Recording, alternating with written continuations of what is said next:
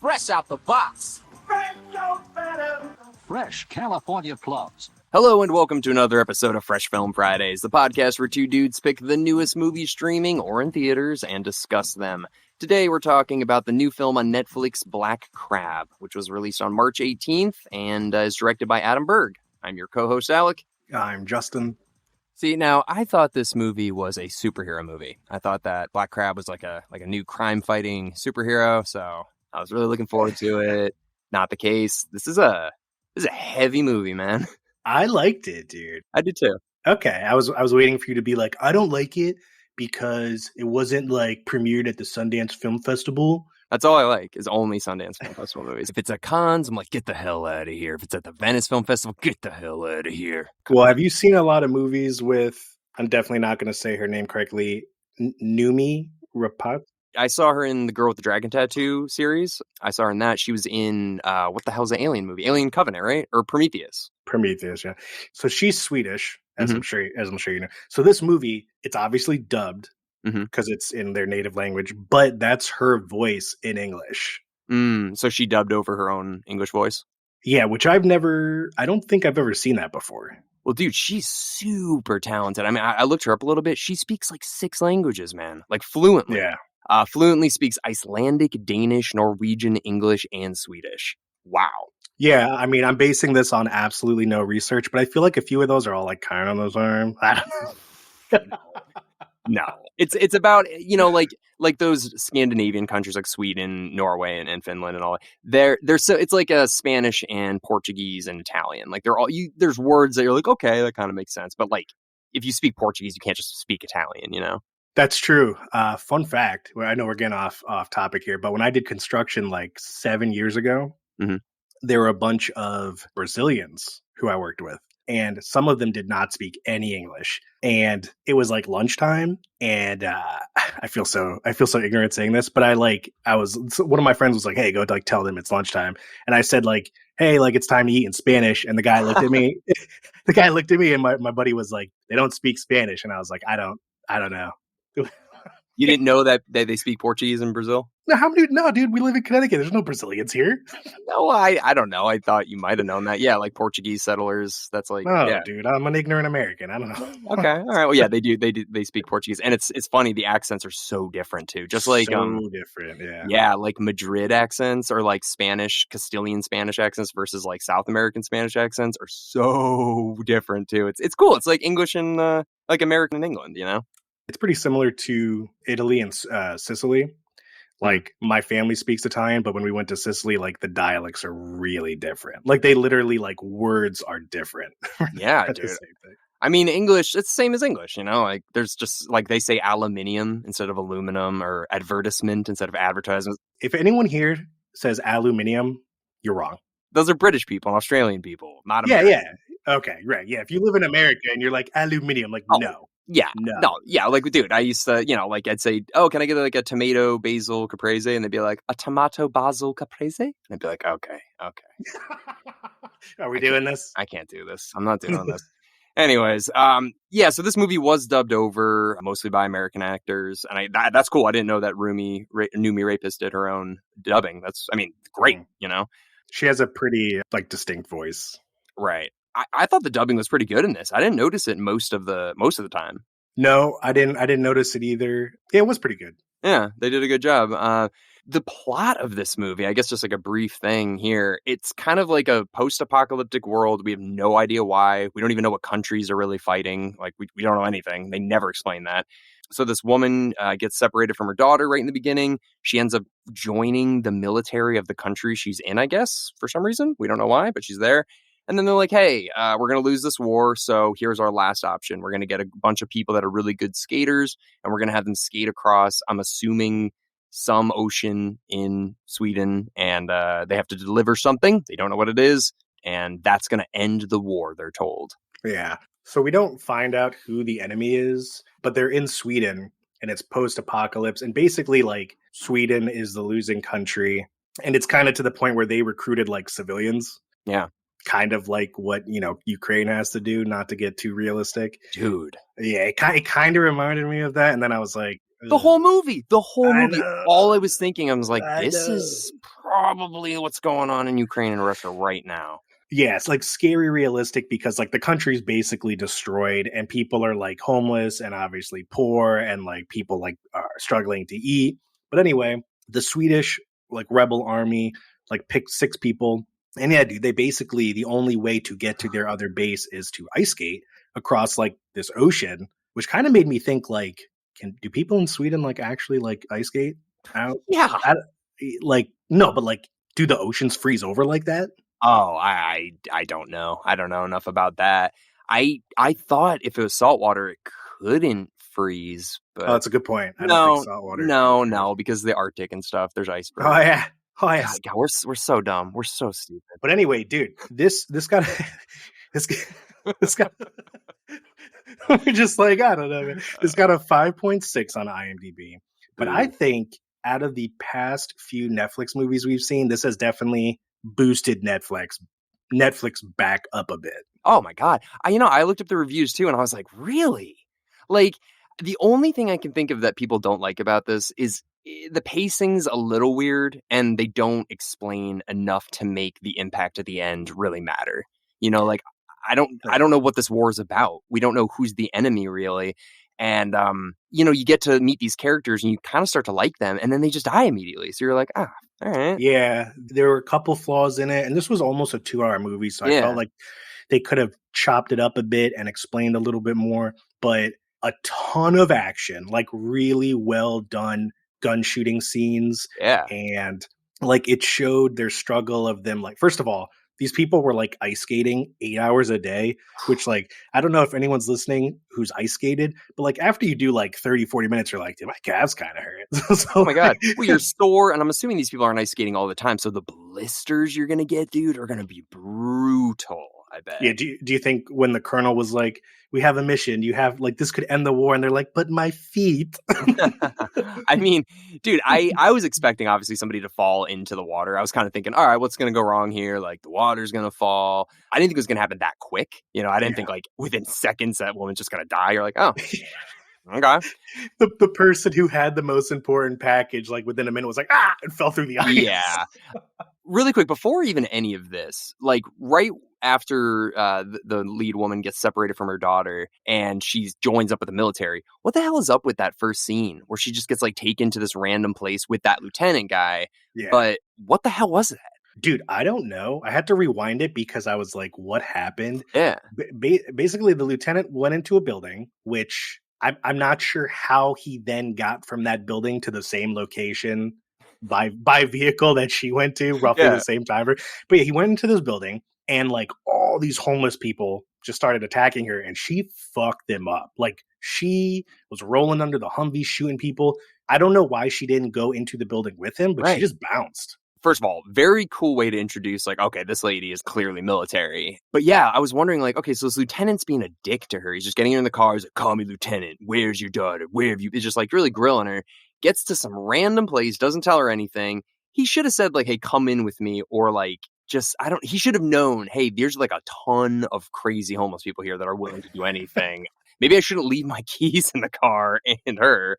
Anyway, so that was really strange. That was one thing I didn't really get. Yeah, I'm not sure. I don't know. Maybe he just like didn't think anything would happen. Yeah.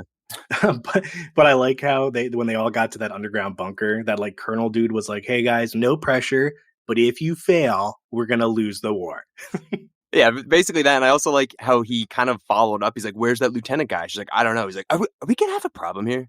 Like, are we going to have an issue with you, Edie, or whatever? She's like, no, I don't know what the fuck happened last scene. And he's like, all right, just keep it together. All right, lady. Yeah, he said that. I would have just been like, I don't know. Like he went into a building and then I was attacked by like 40 homeless people. Are we going to have a problem here, Justin? Are we going to have a problem? Yeah, just to let you know, that whole like lieutenant thing, like that happens in the military. Like you have to say the rank of the person at the end of each sentence. Okay. Or you get in trouble. Super annoying. Actually, I wanted to ask you this then, because the military thing, when they say at ease, what does that mean exactly? Like, can you just stick your hand down your pants right there? Like, what is like the rules? And do they explain that to you right when you get there? Dude, they just expect you to know. So it's like So, for example, like, say you're sitting in a room, right? And there's like 5 of you just like joking around, and a sergeant walks in the room. You have to stand up to like acknowledge their rank and stand Right. a certain way.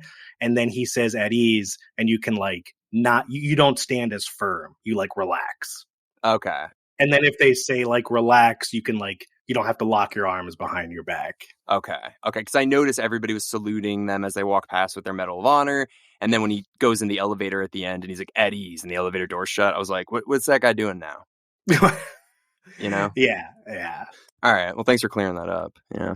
So they do tell Yeah. you, though, when they're on the bus, like, hey, at ease means like, you don't have to like flex anymore. No, I mean, you learn it through training. Right. But yeah, it's just funny that the lieutenant did that because lieutenants are kind of dicks. Well, this guy was a dick, but then at the end, he was like my favorite character. He was like trying to save the world and was also like being cool to her after she shot him. Yeah, they were surprisingly cool considering she fucking blasted him through the stomach.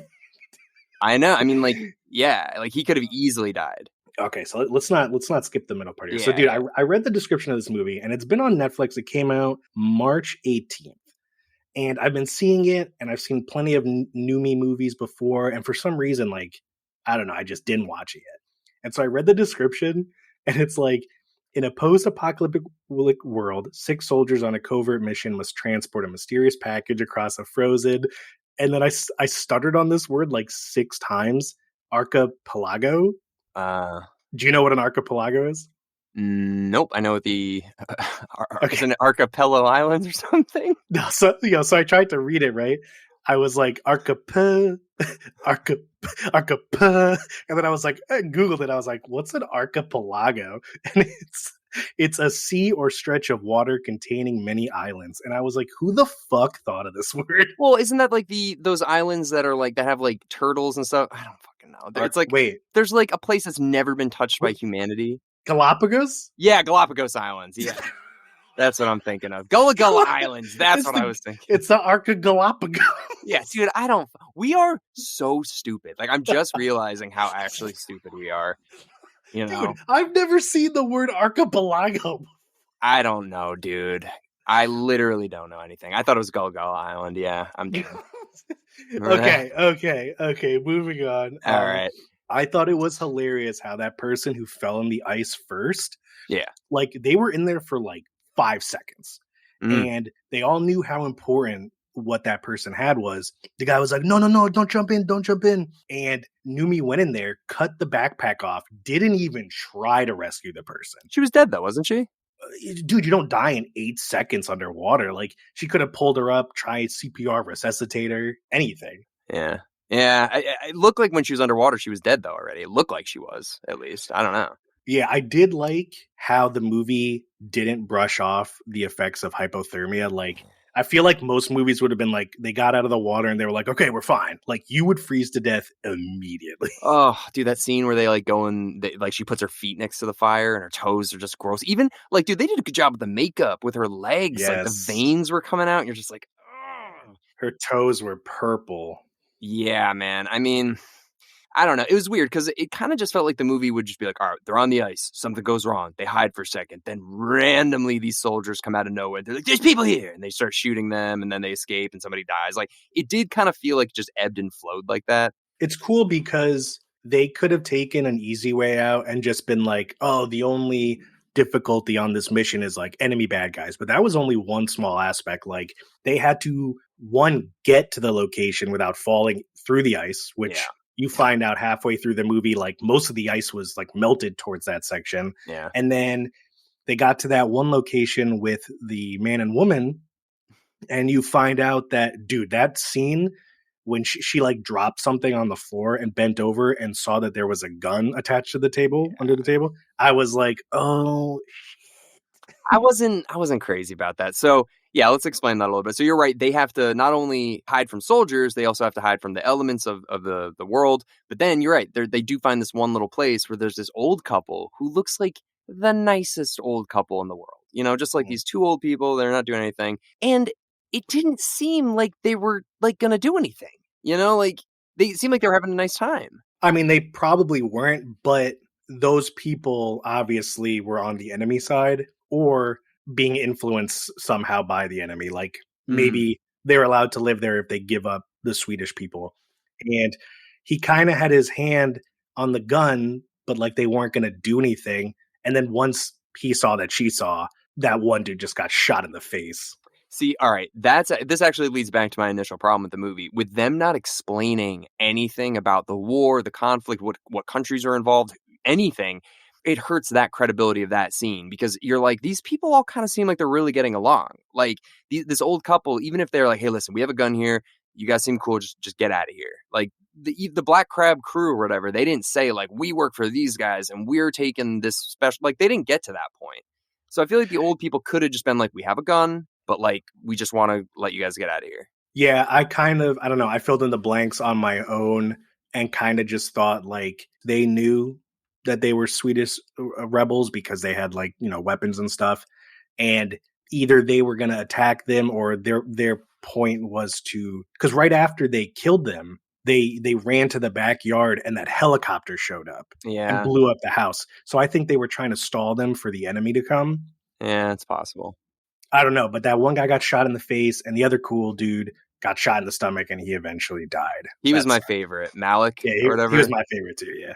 They did a good job of having like a well-rounded, it felt like a video game kind of. It's just like, we got like the tough guy with the beard and he's bald. And we've got like the rookie kid who's like, oh, I just like want to see my girlfriend. Like it was just the asshole lieutenant. Yeah. And it's just, they did a good job of making it feel like, I don't know, a video game for like Xbox in 2003, like just brute force or something. Yeah. So I like that. But the guy with the beard, with the glasses, dude, they turned on him fast. Like, oh yeah, he was looking a little sketchy on the walkie-talkie back there. Did you have subtitles on though? You didn't. He clearly said, like, I don't know, he's reaching out to his girlfriend. I did not have subtitles. I think they were worried because the base, I think it was called F-28, was destroyed. And they didn't know if he lied and said he was talking to his girlfriend and was actually like a bad chick or not. Because as he was talking, a helicopter showed up. They could have been they could have been listening into the radio. Maybe they had a way to track the radio signals. I don't know. It could have been, but there's too much at stake. I know. I don't think that guy was bad, though. Like, imagine you're that guy and you genuinely have a girlfriend at that base. You just find out it's been blown up, but, like, you don't actually know. You're just being told this. So then you're like, well, fuck it. Next time I get alone, I'm going to use the radio because if I do it in front of them, they're going to say no. So I'll go outside. And the subtitles say, hi, this is blah, blah, blah, reaching out for blah, blah, blah at F-28. Like, he is asking for a woman at F-28. And then they run out there and they're like, yeah, fuck this guy. And they, like, beat him up or whatever. Yeah, they put a knife to his throat real quick. Yeah, and then from then on, they're just an assholes to him. And then that girl does reach out to him. So I don't think F-28 was really blown up. I don't know. I think they just said that to them to be like, listen, if you don't do this, like F-28 just blew up. They're coming for us next. Your daughter's still alive. You guys better get going. Yeah, also, are we supposed to know what F-28 is? Was that their home base where they started? I think that's just one of the bases. I don't know. I think that's just like a base. Okay. When they were skating in the dark at nighttime and that helicopter was shooting at them and missing, I was like, guys. What? You think they would have hit him? Yeah, dude. I mean, not only if they didn't hit them, if they hit anywhere near them, the ice would have broke. It definitely would have cracked and then like collapsed under their weight. But yeah, they didn't hit anybody. Shoot one rocket. Blow it, like just blow a huge hole in the thing and have it all kind of crumble in. Yeah, I thought it was funny too because she like ran away and hid under the pier. Yeah. But like there was nothing else on the ice. I know. That, and the helicopter's like, where could they be? She must be a ghost lady. She's disappeared. She got away. Yeah, and then you see all the other guys also running to that thing. And then there's the one guy on top. And he's walking around. He's like, Black Crab. Like that thing. So the helicopter's just like, well, I guess they're all gone. Well, better head back. Yeah, that was a little stupid. Also, like, the Neeland guy just really had this demeanor about him, just like, they're dead. Everybody's dead. It's fine. Which one's the Neeland guy? Like, the lieutenant guy. Like, when Malik got shot, he was just like, we gotta leave him here. Like, he's fine. He's fine. And then the dead bodies. I mean, they all knew he was going to die. Not the kid. Yeah. I mean, you had to keep going. Yeah, that kid, I don't know. He wasn't about that, but they made the tough decisions. Yeah, but if he didn't freak out and pull out the black canister, we would not have known that what they were transporting, they somehow made this like super biochemical weapon, which the plan was they were going to release it on the enemy and it was going to kill like everyone, and they Mhm. were going to restart. It was going to kill innocent people. It may have killed the Swedish people, but it would definitely kill the enemy. So what were they supposed to do? Like deliver it to somebody and then have them like put it in a bat and then have somebody eat that bat and then be like, oh my God, like this virus just started out of nowhere. Like what was the plan? It had some holes. It had some holes. Yeah. And yeah. One of the biggest plot holes was like they went through all of this. They eventually got to the other base, and she sacrificed herself by attaching the gas to a grenade, jumping off the pier. I mean, what if the other base just like redid that mission? Well, also I was thinking like, is this the only canister of this virus? Like they can't make more. They don't have any more. Yeah, I mean, what if, they just radio back to the other base and they're like, all right, we'll send 6 more. Yeah, I mean, and the other thing is like at that point, like even with a grenade, even if she just threw it off and it fell into the ocean or whatever, they're still gonna kill her. I mean, she's already shot up a bunch of people, set off alarms, done all this crazy stuff. Oh yeah, I mean, yeah. she's done no matter what. So she probably did the best thing she could. Yeah, the ending's pretty rough. But I guess like before we get there, so the crew, everybody dies, basically getting shot along the way, except for Neeland.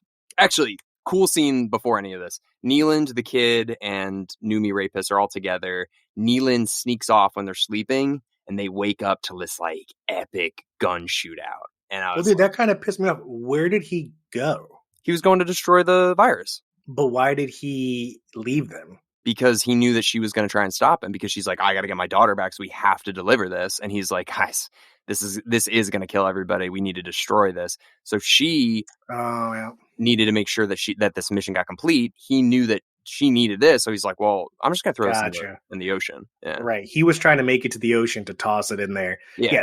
So dude, you want to tell them about this action scene? Dude, it was awesome. It's like she's sleeping with the kid. They're like, trying to stay warm. And all of a sudden, like 10 dudes just come up and they're shooting the shit out of them. They're whipping grenades to try and stay alive. I thought that was a very well choreographed action scene.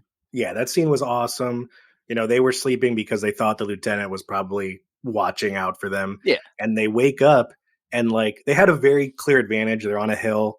They have the little like cement barrier for protection, and he had a sniper, and the enemies were like walking up a snowy hill. But still, there were like 10 of them, and the shooting scenes were sick. They had grenades. It was cool. They would have been fine, except for that one dude who popped up on their side, shot her, and she dropped the grenade. Yeah. Anyone who's thrown a grenade knows the second that kid like leaned over, like, dude, you're fucked. Like, just jump over the wall. Yeah. No, seriously. Also, Numi Rapist is so lucky. She didn't get just like destroyed by the shrapnel either. Yeah, I mean, she jumped over, but still, like, yeah. Bad timing, dude. Bad timing with the grenade. But yeah, so that was cool. So she escapes. She's in horrible condition.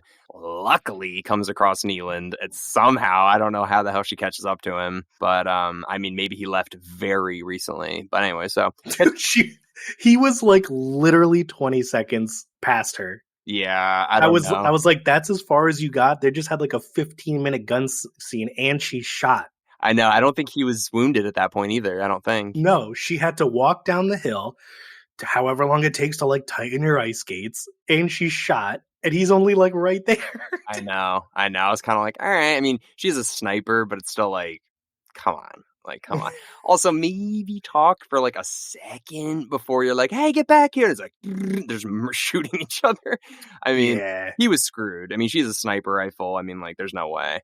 If this was realistic, he would have been like, look, if we release this chemical, like, we're all going to die anyway. Right. Like, your daughter's going to die anyway. But they kind of just said, fuck it, and just resorted to like, I'm going to kill you. I mean, what would have happened if they did destroy it and then they get to the base and they're like, we got ambushed and they broke it or whatever? Like, they could have just lied. I don't know. Like, did you say anything, but maybe the government would just be like, all right, kill him. Do you think the daughter's still alive? I mean, I don't think the government had any intention of even trying to locate her. Yeah. They lied. For some reason, they lied to her and said, like, oh, your daughter's here. Like, maybe to incentivize her, like, if you live and you make it there, like, she's there. But then she gets there, and that little Swedish woman was like, yeah, your daughter's not here. Like, what the fuck? Yeah. Well, that's the thing. But like, they have the picture. So clearly they have a picture of her after she's been separated from her mother. They know who her daughter is. So like, we learn that. And then the other thing, I don't know if you noticed, right at the end, when she's standing on the edge, she's got the grenade in her hand and she's going to jump off, that woman that you're talking about, she says, "What about your daughter?" It's like, think about it like that or whatever. And she's like, "That's all I ever do," or like whatever. And then she just jumps off and kills herself. So like, is she still alive? I don't know. I think she was just trying to say anything to get her to not do it. You're probably right. Yeah. So then they get to the base we kind of jumped ahead a little bit, but they get to the base and Numi Rapist gets told, "Hey, your daughter's not here." So she's like, "I just did this all for nothing." I mean, cool. She has a Medal of Honor. And then she's like, "What the hell is this all for? If my daughter's dead, that was the only reason I'm coming." So she then decides to turn on them. And this was where I was kind of like, they're not going to be able to get in there and do all of this crap. Like, there's no way. There's no way. Yeah, I mean, they somehow pulled it off. They got up there, shot the two guard. The second they shot the guard, I was like, "Oh, you can't go back now. Can't go back now." No. They got in there. They put on the hazmat suits from the other two people. Somehow they got the weapon that wasn't already like gone. And then, they had some like big standoff on the pier. The lieutenant got on the helicopter and was like, "I'm out." That's that. Yeah, his character changed pretty quick. He's just like, "No, we're getting out of here together." And she's like, No, go. And he's like, "All right, you stubborn bastard. I'll be right back." Like, so I was just like, wait. And then he just like leaves. I mean, honestly, I probably would have done the same. I'm like, this lady's done. Like, I cannot believe they didn't catch me. Like, all right, I better get out of here. But what's his life? Yeah.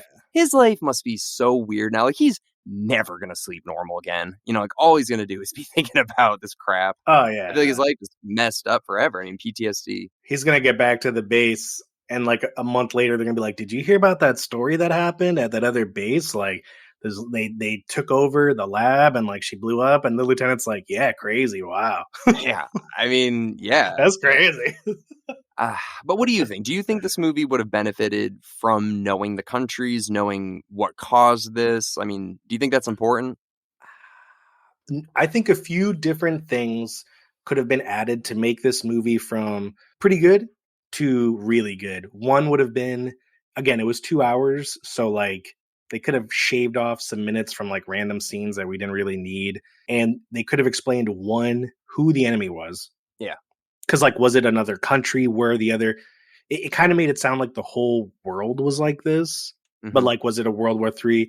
Two, I mean, the dubbing was great, but I still think like if they released a US version where like everyone spoke English and there was no like slight delay, it would have been a little better. And then maybe a little more character development. Like at nighttime when they were like all hanging out, they'd tell like stories of before.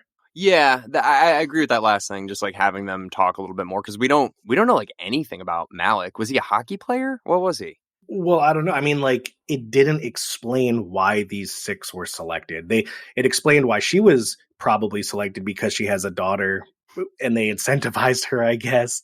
Okay, but like, why anyone else? Yeah, I mean, so that you're right. They could have developed a little more. The colonel was like, he played hockey, he can skate well. I'm like, you guys live in fucking Sweden. I'm sure everyone can skate well. Yeah, there was a little, you're right. But like, I think of like Mad Max, like that franchise, and like, I don't care at all why there's a nuclear apocalypse, like any of that stuff. Like, I'm just like, this is fine. But once the military is involved and there's like governments and stuff, I'm like, I gotta know what's going on. Is it aliens? Like, I don't even know what's going on. Now, see, that annoys me in Mad Max, though. Really? You're telling me you can't slap together a 5-minute like montage of like, it was World War III and a nuclear apocalypse? Like, what happened? They kind of did that in that movie where they do show a flashback thing, or it's like there was water, then we fought for the oil in the water. I know, but I need more than just like an Australian guy being like, "What?"